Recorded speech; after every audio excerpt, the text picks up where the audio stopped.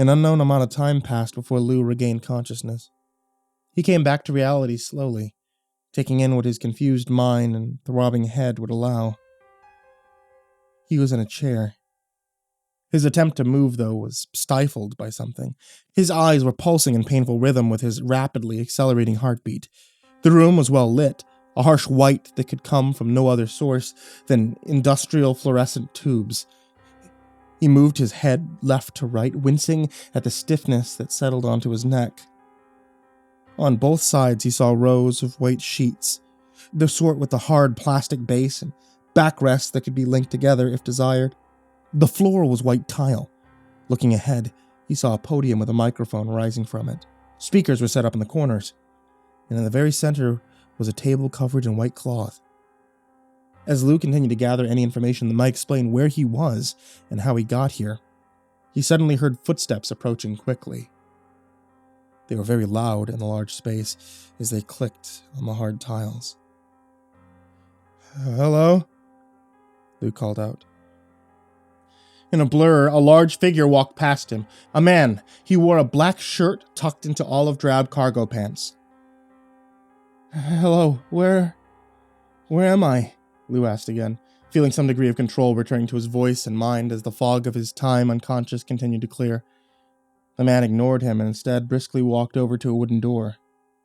From the looks of the room, this door did not lead to the outside world, but rather to an office or storage room. The man knocked on the door in 3 rapid strikes that appeared almost rehearsed. Each strike was uniform to the one before it. Someone gave a verbal reply to the knock. "Is awake, sir." The man spoke in a manner that sounded like the stereotypical way that people in the military are portrayed, very robotic and loud, like anger that had been tempered by discipline but never fully removed. Hey, can you please tell me what happened?" Lou attempted to stand, momentarily forgetting about the prior sensation of being restrained, and found that his hands were tied at his sides. He looked down frantically and saw that his feet were also strapped to the base of the chair. Why am I tied up? What is this?" The man in cargo pants continued to ignore Lou. Instead of replying, he simply walked up to the left side of the cloth-covered table and took a standing position there. His posture appeared, like his voice, to be an imitation of the military. The wooden door opened. Lou observed a man of perhaps maybe his late 50s or early 60s enter. He was very thin, with blonde hair that was unquestionably achieved through hair dye. He wore a suit that would be an eyesore in any gathering. It was light blue. A similarly colored tie completed the outfit, and on the lapel of his jacket was a golden cross. The man in the blue suit walked in a bizarre style that seemed as though it needed music to function correctly. His wrists swung about. He kicked his heels. As he passed in front of Lou, he flashed a smile that appeared very genuine, but not intended to demonstrate any positive intentions. Lou thought that if someone could look gleefully disgusted, that might be the look to accompany it. Blue Suit continued to shake and shimmy his way over to cargo pants. He walked up close to the large man and gave him 2 pats on the shoulder. Cargo looked Blue in the eyes and gave him a sharp nod. And finally, dance walking back to the center of the stage, Blue spoke to Lou. "Mr. Woods, Mr. Lou Woods of the Sodom of the South, New Orleans." The man in the suit spoke in a deep southern accent, very much in the style of the charismatic, red-faced and fired-up televangelist that appeared on the cable access channels very late at night. "Sir, what?" Lou attempted to ask yet again the simple question of where he was, and was cut off immediately as Blue Suit continued. Blue directed his attention to cargo pants. "Brother Anthony, did you know that Mr. Woods here is a celebrity?" Brother Anthony smiled and focused his gaze as though he was some kid listening to a ghost story, one that he knew the good parts of were almost upon him. Blue continued. "Oh yes, Brother Anthony, Mr. Lou Woods here is none other than the brother of that crazy boy down in New Orleans, what went and killed his mama and papa. Can you believe that he washed up from the Sodom of the South to the Gomorrah of the Lone Star State? It's crazy how sin is a magnet. Isn't that what I always say, Brother Anthony?" Yes, sir, responded Anthony. His response terrified Lou more than his knocking or walking habits. Lou heard no humanity in the booming affirmation. What he did hear was an eagerness to appease and a clear, blind obedience. Now, Mr. Woods, I am the good Reverend Buddy Sherman Carter. You may call me Reverend Carter. We are in the Lord's house, but it is I who keep these lights burning, so I demand the respect that should accompany my efforts. You are clearly a guest of sorts, I'd say in my house of praise, more commonly known as the East Austin Holy Book.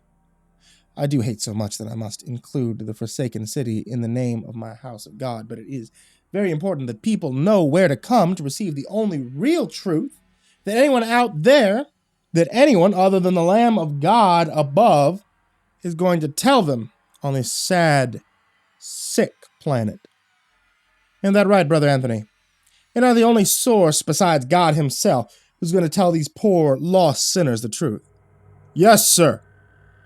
Now, Mr. Woods, since we've been formally introduced, I will ask that you forgive me for dropping the title of Mr. and simply referring to you as Lou.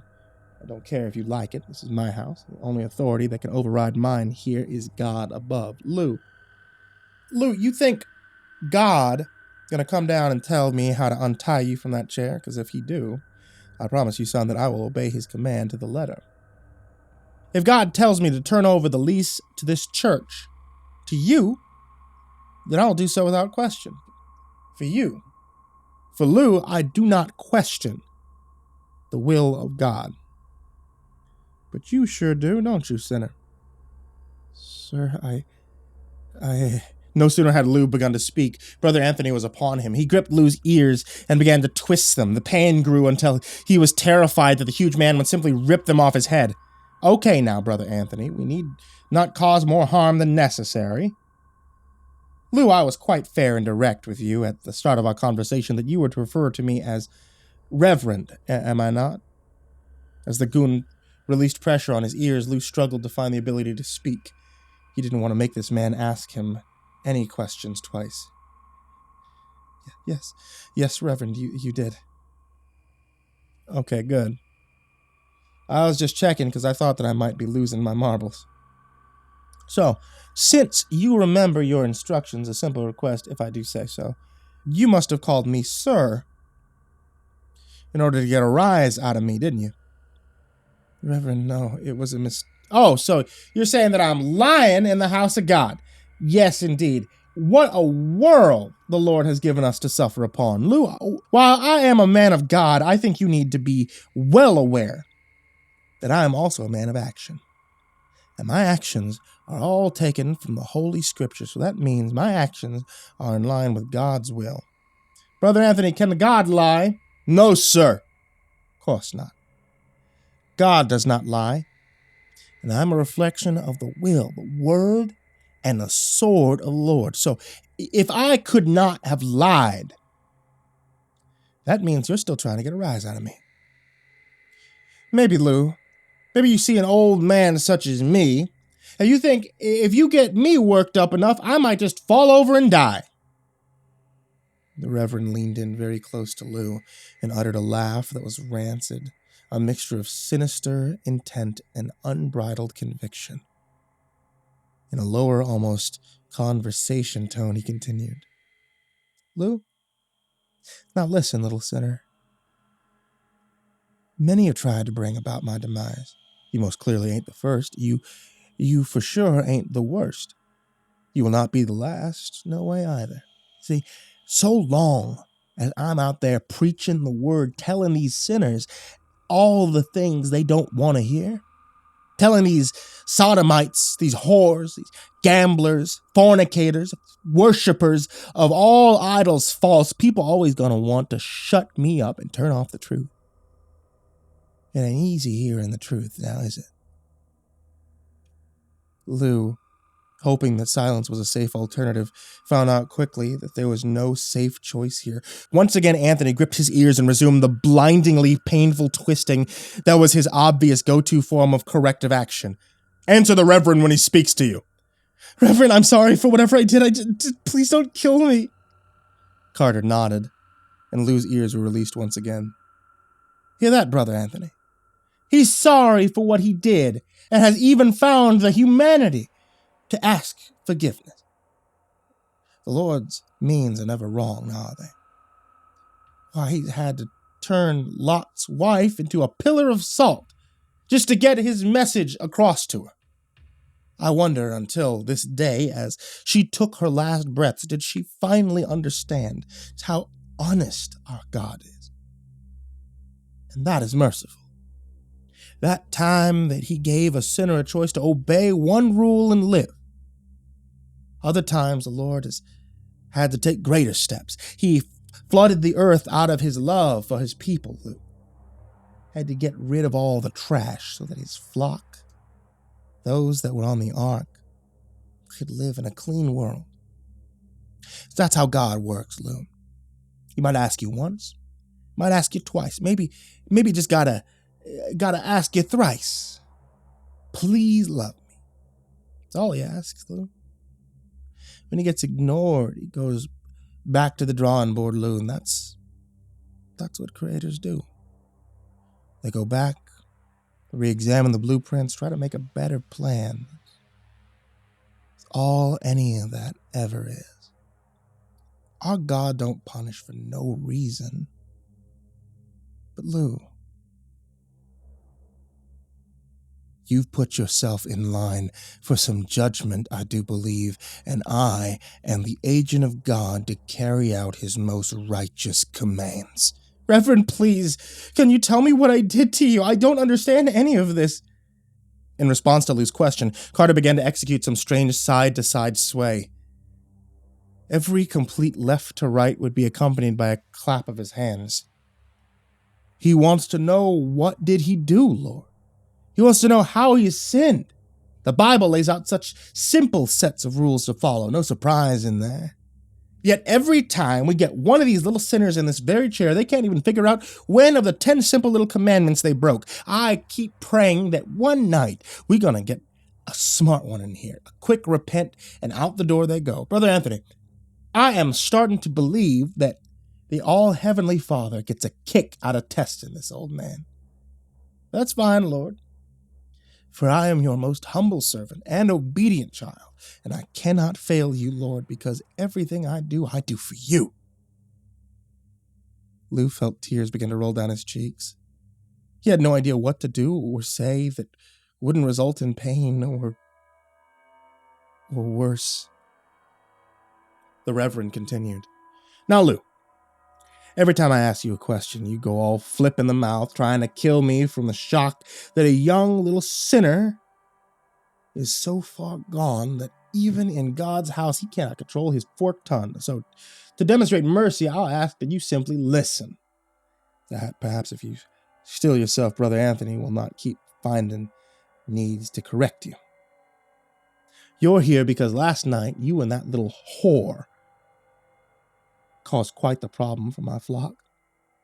Because of you, one of my sheep was not only captured by the corrupt and ever so sinful Austin police, but my sources, which are multiple and far-reaching, tell me that my lost sheep began to spread awful lies about what it is that I do and why I had my flock doing the will of God. See, the Austin police do not like your pal Reverend here. They do not.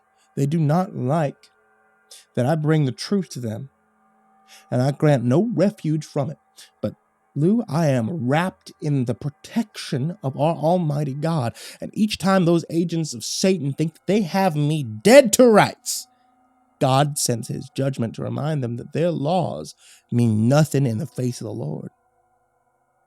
But this time, Lou, this time, Satan has inspired them in a way only a crafty monster like himself can create. He has corrupted my former sheep and turned them against me. Carter fell silent and allowed his head to roll from side to side. After several iterations, he stopped and appeared to stare at the floor. Anthony stepped away from Lou and returned to his original position by the table. Lou was still terrified, but having the hulking zealot no longer standing directly behind him brought on relief just the same. Lou was desperately trying to think of something to say or do here that might save him or at least buy him some time.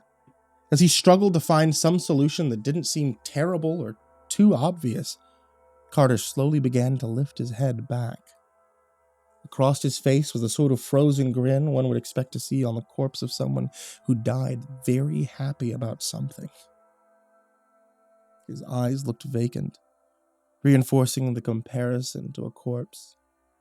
He stared at Lou with glass eyes, and that frozen smile for so long that the boy in the chair almost began to scream in panic. That gaze was both dead and very much alive at the same time. Knowing the intentions of the man wearing that expression made matters exponentially more horrifying. What could have been mere moments before Lou could stand no more, Carter began to speak once more. See, Lou, last night the Lord sent me yet another test. Much like in the story of Job, God occasionally allows Satan little room to work. There's no greater test for the sheep than to be tested regularly. But I'm no sheep. I'm a shepherd.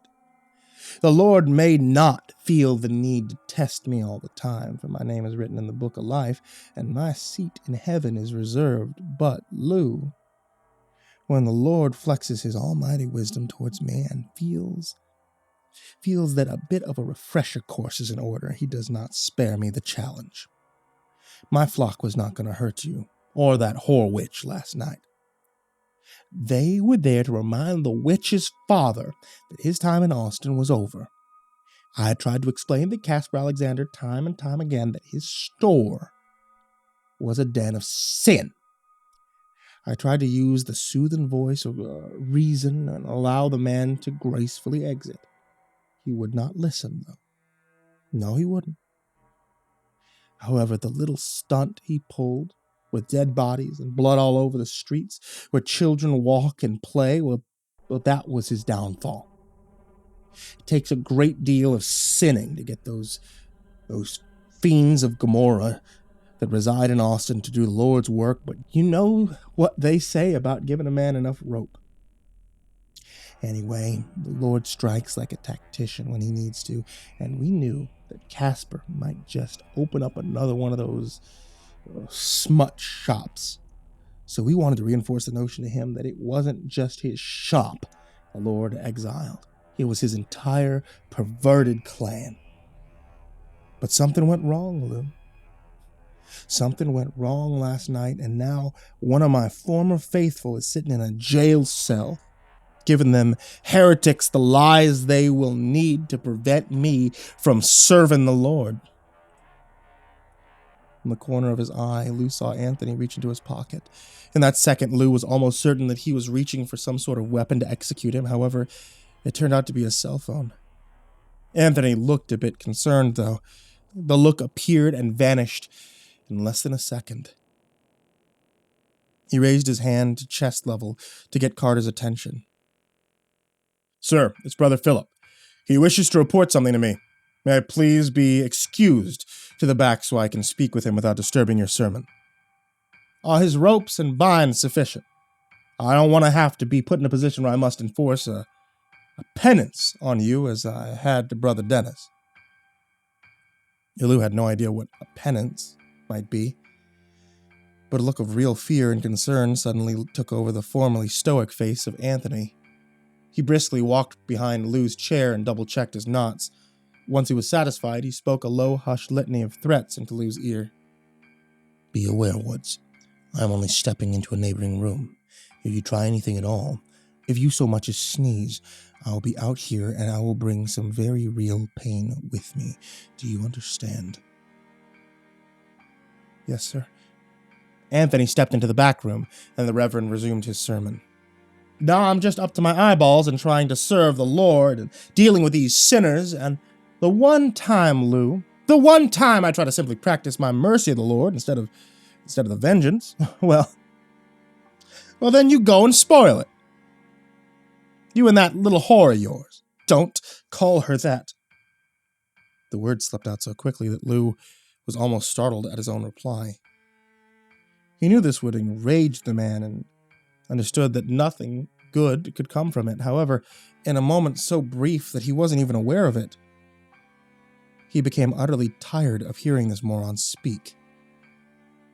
There was no rage, no mixing of emotion as his brother had once described. The very logical fear that he felt still remained as well, but with it came something almost akin to boredom. He didn't care that Carter was clearly insane. He didn't care that he was at this lunatic's mercy. Not in that moment, anyway. In that brief fraction of time, he was sick of hearing this clown trash-talk his girl and ramble on and on about what a righteous man of faith he was. The look of stunned, animal-like stupidity that fell across Carter's face only served to bring more disgust from Lou. Don't call her what, Lou? Don't call her a whore? She is a whore. My ever-faithful flock witnessed her fornicating with you on a public street where any child could have bore witness. I knew that you were a liar before I had brought you to me, Lou, but I find it amusing that you also are a whoremonger, and so proud of it.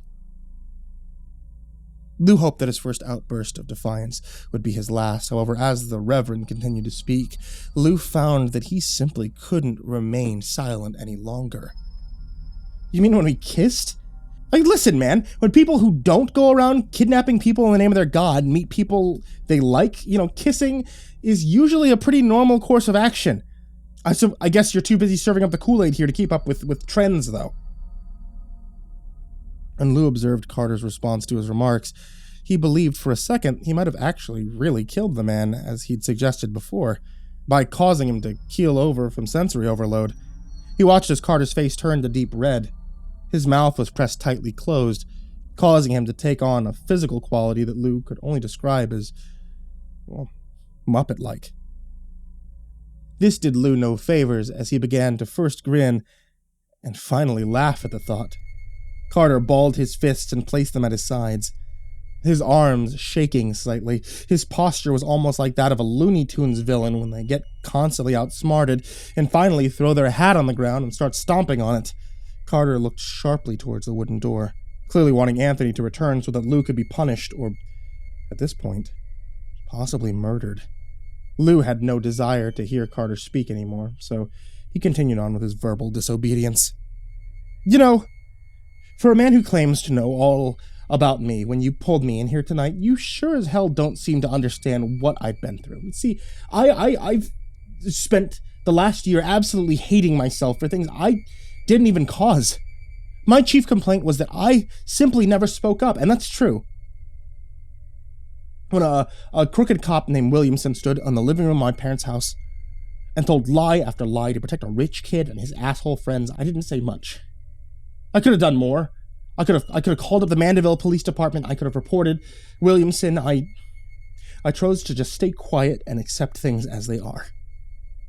When my mom was sending me off to my aunt's house, I could have just refused. I mean, she wasn't gonna physically carry me to the car. She would have been pissed, sure, but in the end, she wouldn't have been able to do anything other than bring my father into the mix, and I could have told him to fuck off as well. I might have spent the rest of that summer with no means of entertainment, but at least I would have shown them that I was sick of their crap. Who knows, things might have changed for all of us. On the night my brother murdered my parents, I could have kept knocking. I could have called the police. Crooked or not, at least Jeff would have been locked away for killing people. He would have probably gotten the mental help that he needed, but I stayed quiet, and now both my parents are dead. I mean, hell, Jeff's probably dead too, and I mean, it's not like they could just walk into a grocery store and buy food, right? And now this.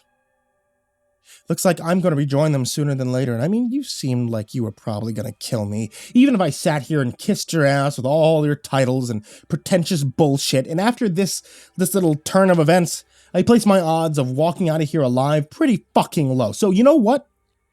If another member of the Woods family has to die, at least I won't die like a sniveling victim. I won't go like my mother or my father begging a fucking psychopathic killer for mercy.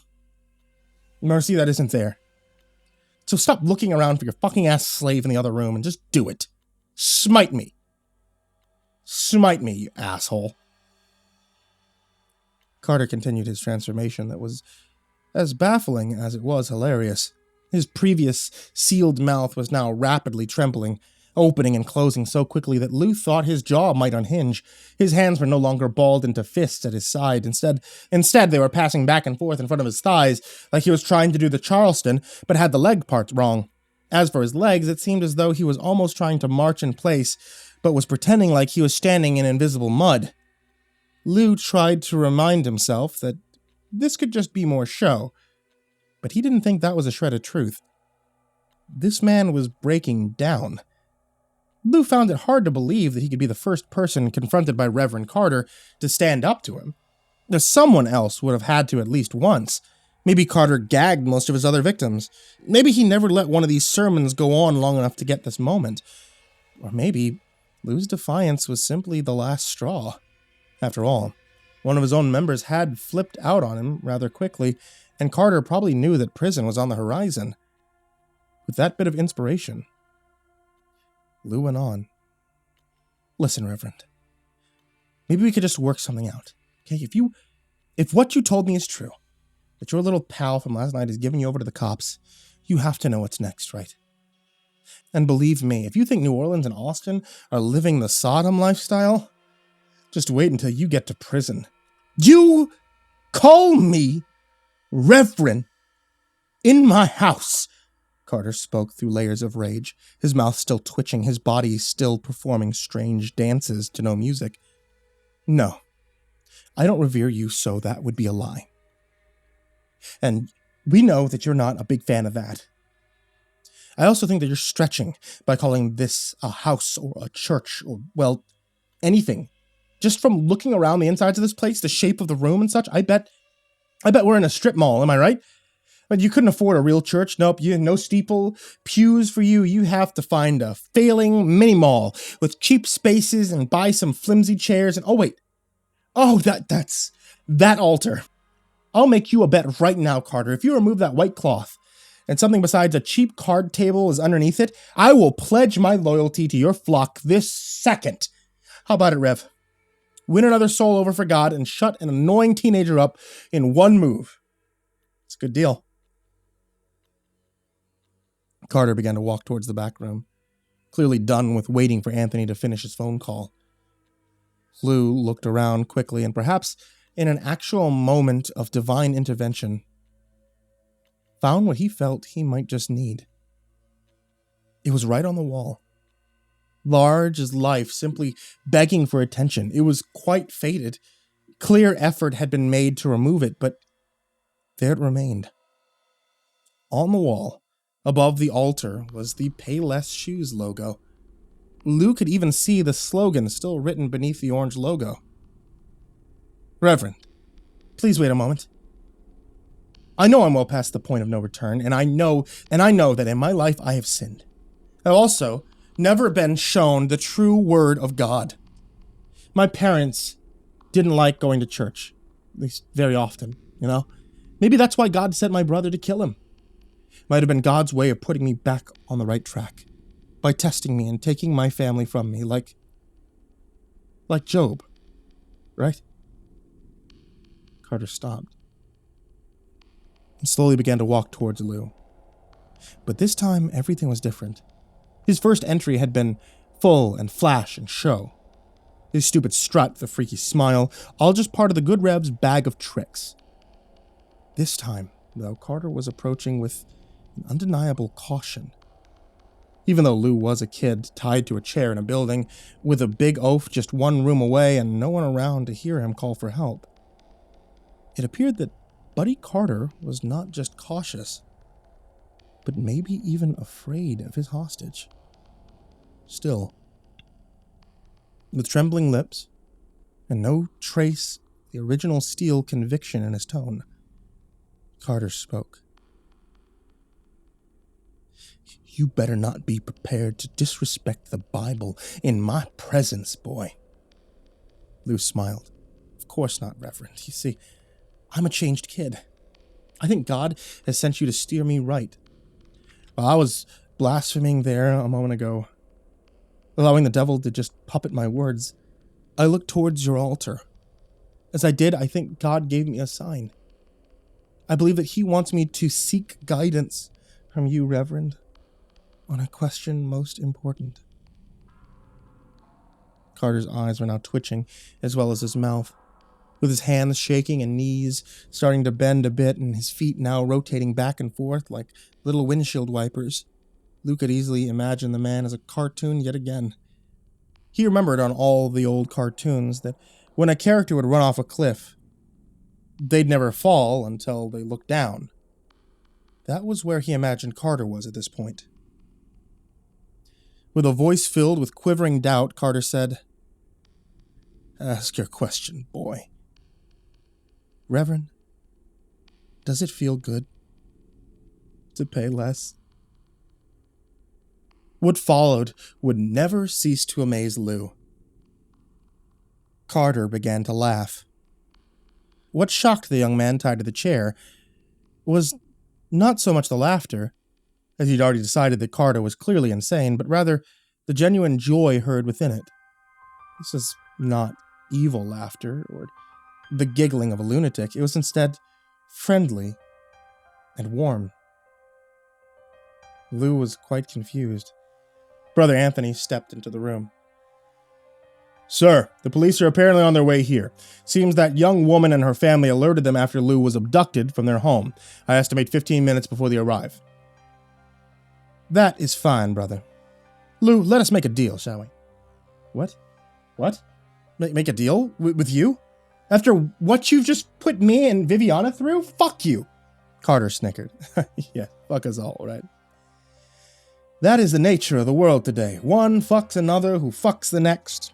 The whole damn world becomes one massive orgy until all the dicks go limp and all the cunts go dry." Lou was almost in awe at Carter's sudden change of sermon. This man seemed to aim for the epitome of piety a moment ago. "Lou, we have a little time to haggle, so I'll just make this short and simple. When the police arrive, you can stagger out in that parking lot as a victim. Cry into their arms as you beg them to protect you from the big bad preacher man. You will go on television, no doubt, where the populace will take pity on you, as your story, coupled with your prior issues in Louisiana, will no doubt make you quite pitiful indeed. I'll go to prison, more than likely, and I may even die there. You may continue on as a consummate victim of everything in the world that is stronger than you.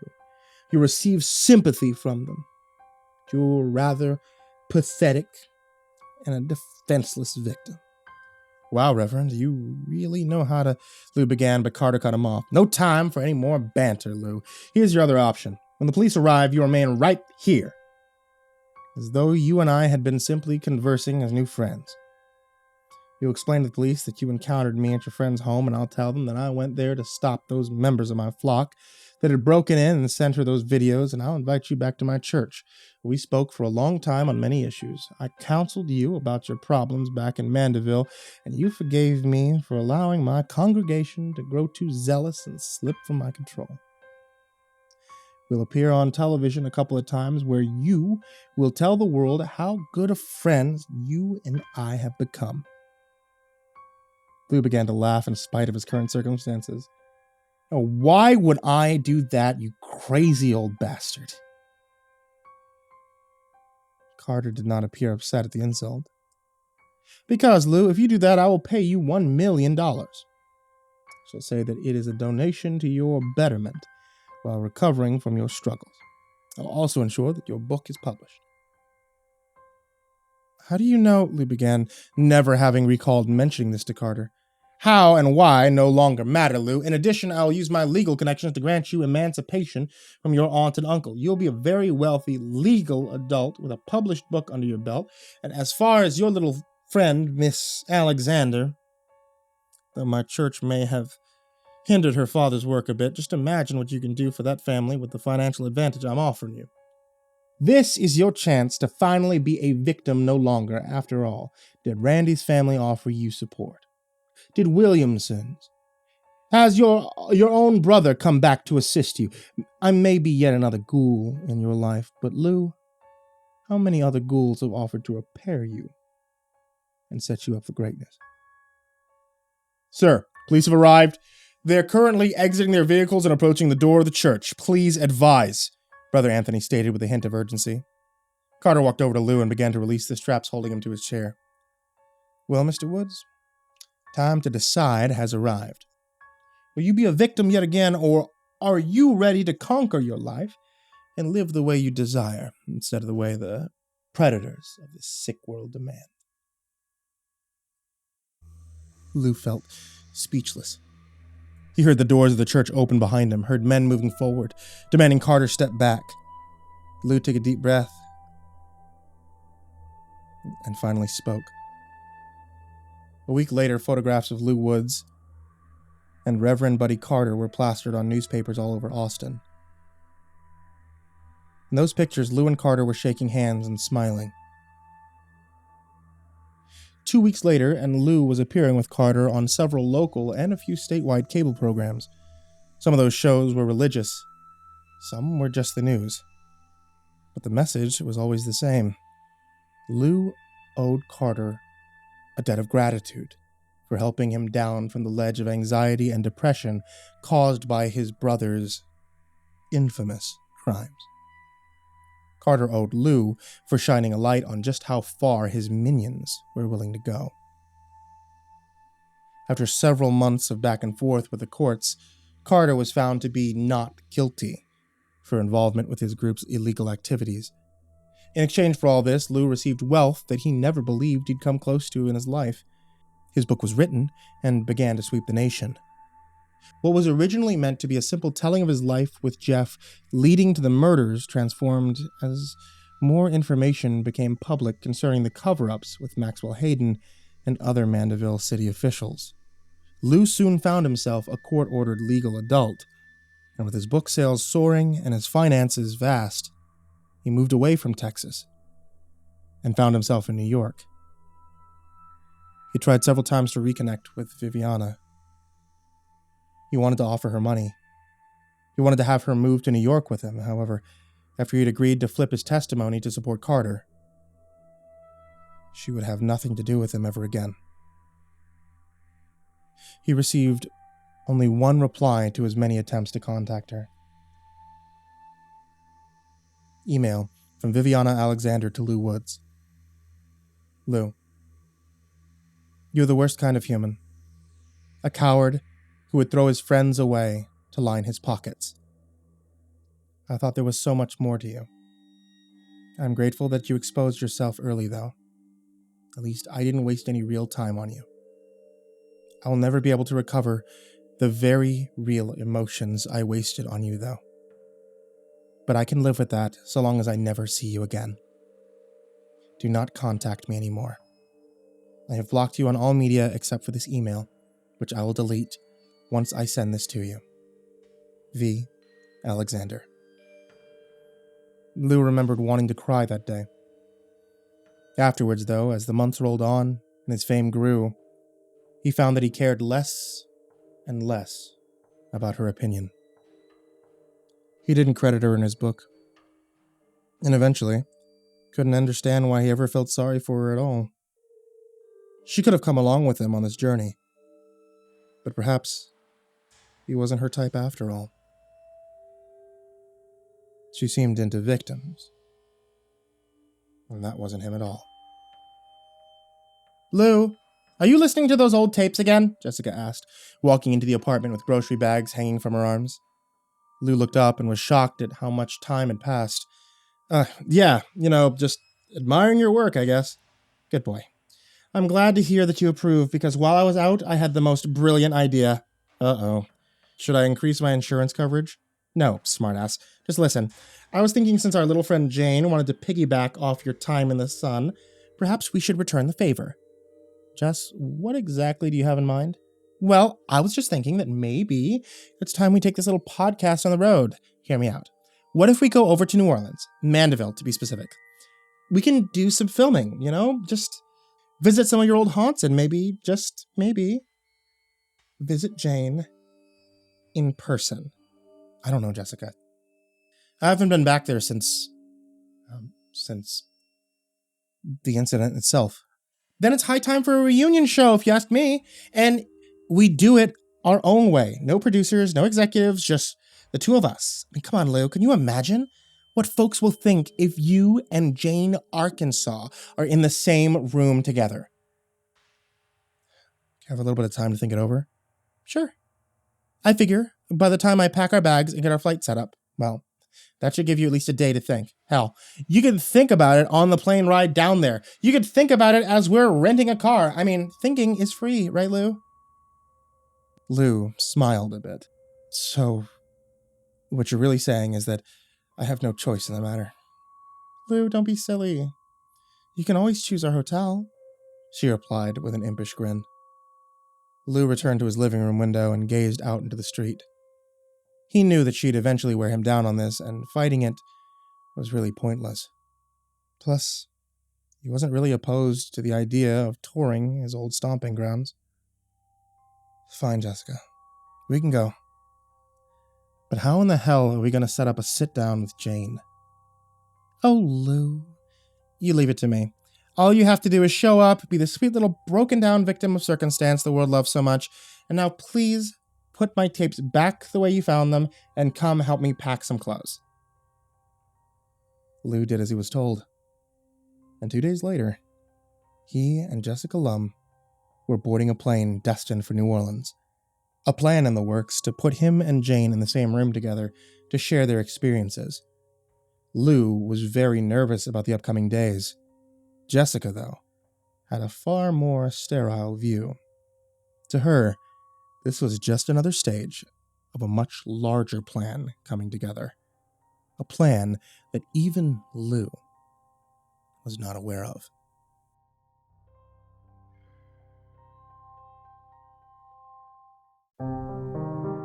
Hey there kids, it's me, MrCreepyPasta, and I just wanted to tell you thank you so much for watching tonight's video.